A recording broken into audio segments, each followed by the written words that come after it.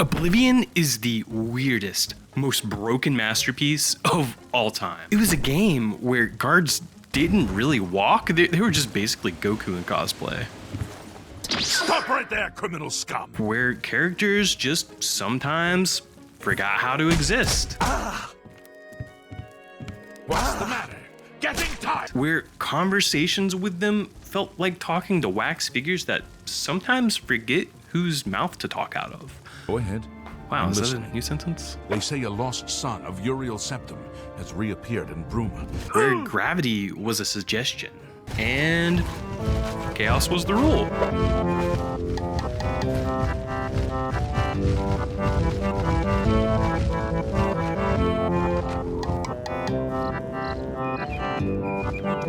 And yet, somehow, some way, that shit was magical. You know that feeling when a game is just so busted, you just kind of love it?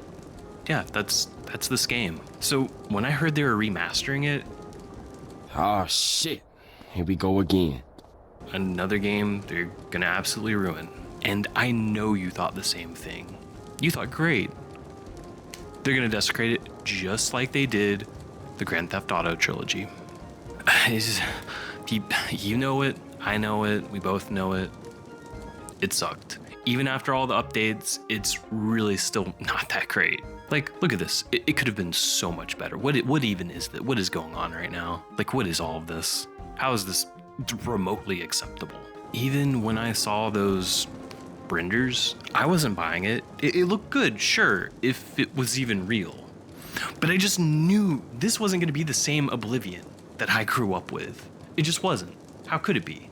Be it the graphics or the gameplay, I just knew they were gonna mess something up. And I mean, this is just assuming it's real even to begin with.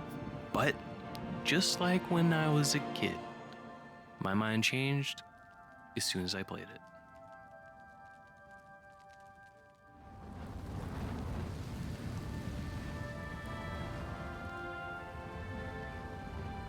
But hey, whoa there, buddy. Whoa. Let's back it up a bit. Leaks about the Oblivion remaster started bubbling up all the way back in around April of 2023. And not your usual trust me bro Twitter post. This actually came from a verified former Virtuos employee. Virtuos worked on these, by the way.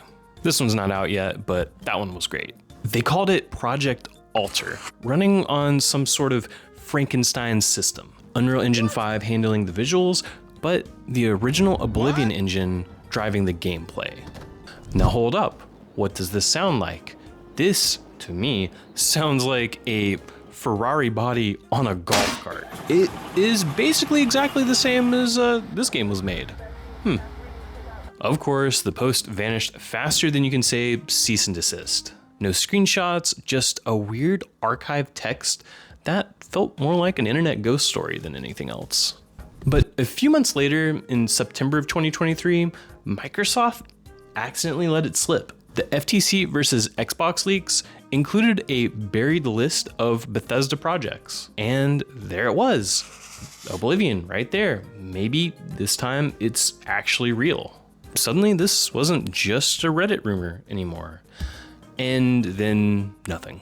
Months and months of silence. No Todd Howard walking out an Oblivion gate saying, it just works. Just nothing. Silence. Again.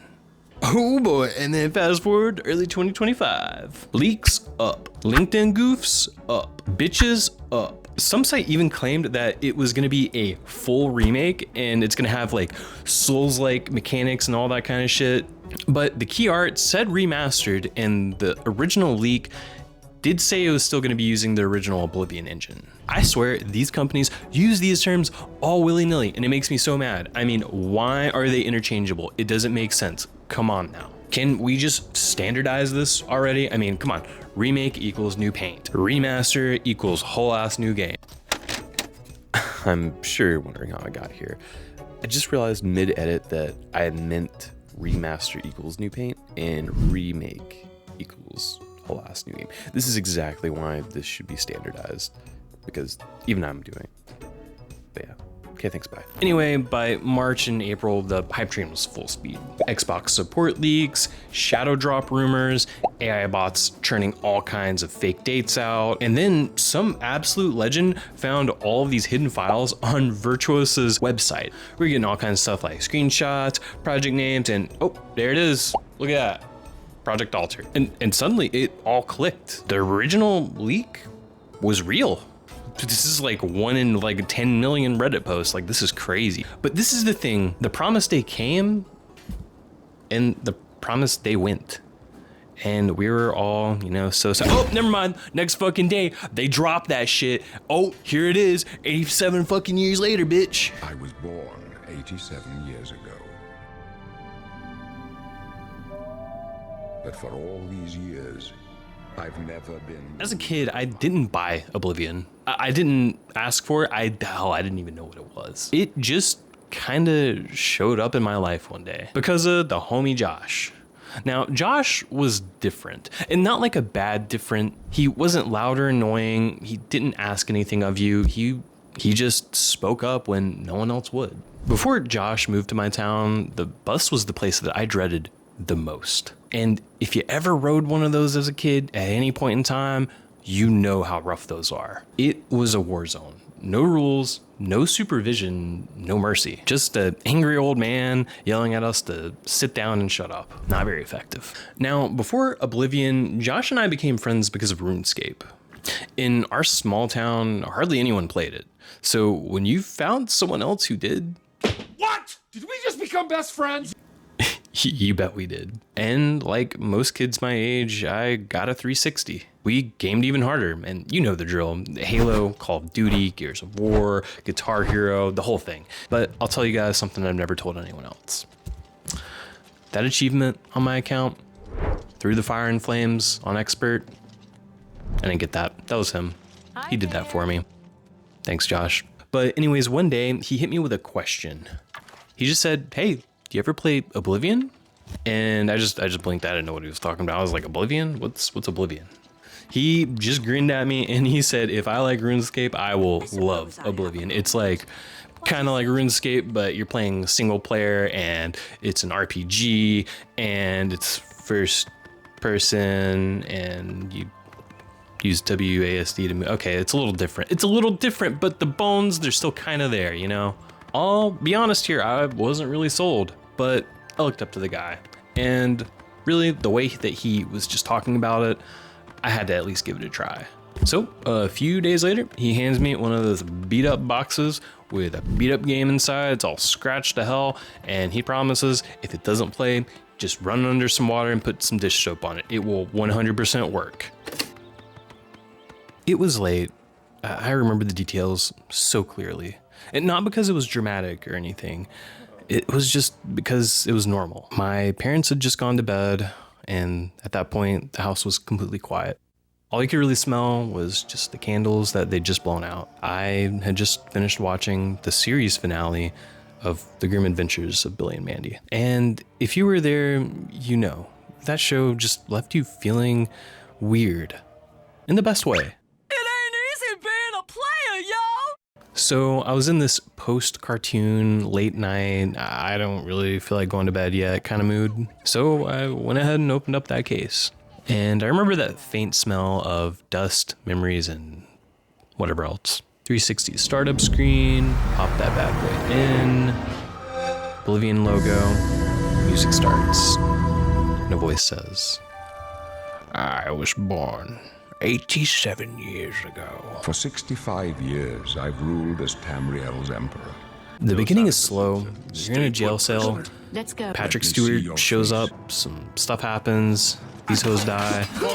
Get a cool sword and a spell scroll that you immediately waste because you don't realize that it's one use.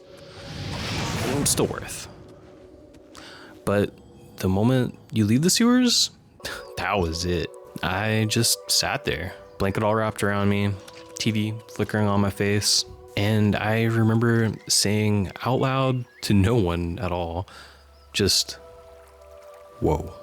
Because for the first time ever, a game didn't feel just like a level. It felt like a world, and a weird, alive one at that. This world didn't just give me something to do, it gave me somewhere to be. From that night on, Oblivion became part of my routine. For months, every single day after school, I would run off of the bus, throw my backpack down, shoes off, Xbox on, and it was already there waiting for me. There are no side quests in my real life at that point in time. Just some hallway politics, bus stress, kind of exciting, don't you think? and trying not to exist too loud.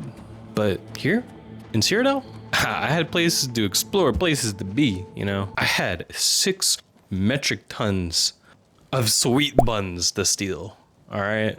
Oh, fuck yeah. Oh, fuck yeah. Fuck yeah. Girl, these bitches. I could get arrested for absolutely no reason and somehow still feel seen. But like so many other of my favorite games as a kid, it didn't ask anything of me. It just gave me a world and said, go, break stuff if you want, see what happens. And I sure as shit did. And I know you've done that shit too. You come across some bitch ass, give it a quick save, and then you go ahead, punch that bitch ass, whatever happens, happens, then reload after they inevitably drop you into next week, and we've all been there, especially me, a lot. That is how I play the game. Now, let's talk about the character creator for just a second. This was my second toxic relationship.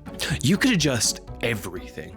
I'm talking nose bridge depth, brow rotation, chin slope, lip protrusion. Who even knows what that means? I don't get that. What does that mean? Help me, tell me, please, in the comments. I don't understand. There's so many options. My girlfriend sits there and spends 45 minutes on like one section, and I'm done in like 3 or 4 minutes, and I look beautiful. See, look, I'm really good at this. The goal wasn't beauty, it was chaos. Speaking of which, let me introduce you to my dear friend here, Jimothy.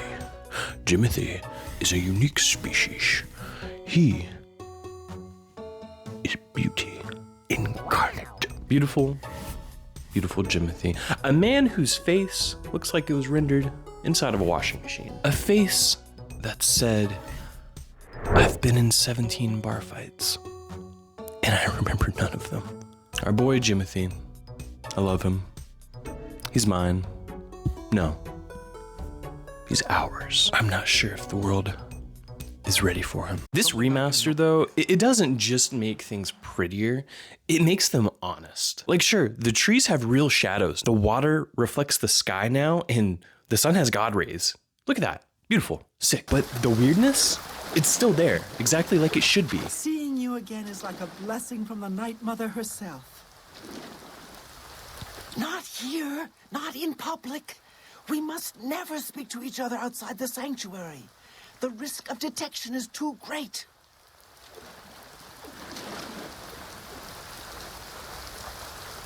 Our homeboys still say goodbye like they're about to commit arson. Goodbye. These dudes, they still walk into walls. And they act like you're a ghost. Where am I?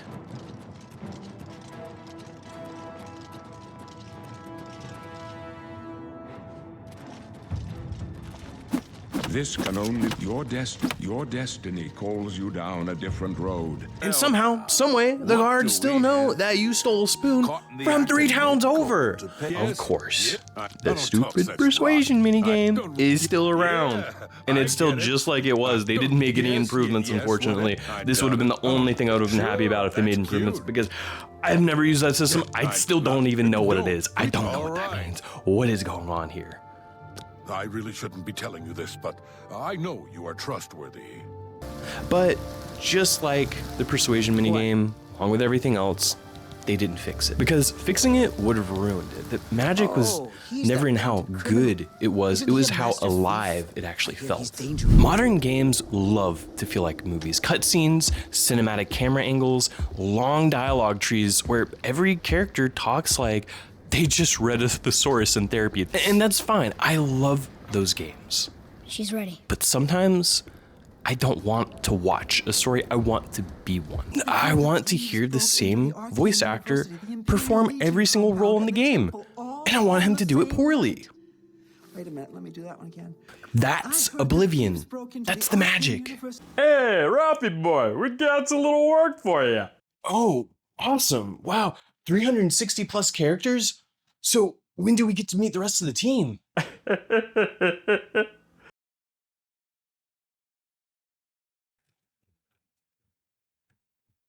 Oh.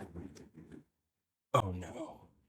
Not again. And do you know what else is magic? The run. The run has returned. And you know what I'm talking about. Interesting. Go on. Running like you stole something and you regret nothing. Or like your character from Naruto. Got that weapon slinging, feet slapping, moving like you got somewhere to be. But also like you just slipped on buttered glass and you are just 100% determined to keep on fighting. This isn't a meme. This is history. Real history. And once again, the remaster kept it. Speaking of which, there was another piece of history they kept. It was Radiant AI. Now that was the most beautiful disaster that they ever put in a game. As a blade, my place is at Martin's side. These NPCs, they shop, eat, sleep, fight, commit crimes, and then lecture you on your bounty. They stare into space. They talk in riddles. In the woods and you see a troll coming, you run. Problem solved. Next question. Interesting. They stare into space, sometimes together. They say things like, and they really mean it. Fucking jerk. I'm out here just trying my best. I know I'm repeating myself here again, but it's all because it's so unpredictable, and that's what makes it perfect. And the remaster left it all untouched. Radiant AI isn't a system. It's a species and it must be preserved. There are a few things that they did change. For example, the menus, they're cleaned up. The spells, they got that now. And the lighting, holy shit. I mean, look at that. That looks intense. And all of this is why this remaster actually matters. It matters because they didn't try to change what made the game special. They didn't try to improve anything that made it unpredictable, that made it alive. The magic was always there. All they did was light a torch and showed it to us again, showing us the way that we remember the game. And for Oblivion didn't just give me somewhere to be, it gave me someone to be. And not a hero, not a villain, just me, but braver. It gave me a mirror, showing me a version of myself that felt free, curious, and real for the first time. In that world, I wasn't too quiet. I wasn't too awkward. I wasn't the kid who got made fun of for sleeping through all of his classes or reading books all day. I was a nobody who could become anybody, a weirdo who could still save the world. I didn't realize it back then, but it mattered a lot to me. It made things easier, even later in life when things got more complicated. Because sometimes games like this, they don't reflect who you are. They reflect who you need to become. Josh probably didn't know how much this game would actually mean to me. He probably just thought I would like it. And he's still alive, by the way. We still talk sometimes, but that's just the thing. It's not as much. Life happens. But I think about that moment a lot.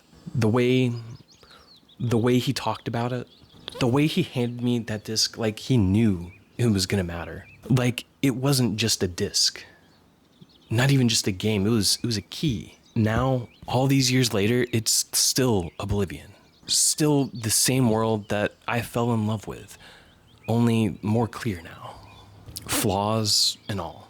This is exactly what a remaster should be. It should be making us see the game again, just as we remembered it as a kid. Thanks. All right, Buckaroony. Looks like you made it this far again, huh? Yeah, you like my videos, huh? Not bad. I put a lot of effort into that. So, I mean, I hate to ask, but, you know, we got cats to feed. We got a lot of cats to feed, okay? We have a lot of cats to feed. So please like and subscribe if you really like my content. And let me know what you want to see more of. Because I'm thinking of doing more game reviews for new games, but also doing some for older games. So just let me know in the comments what you guys would like to see. So anyways, thanks. Okay, I love you, bye. Mwah. All right. I need to leave now. O'clock. Oh fuck.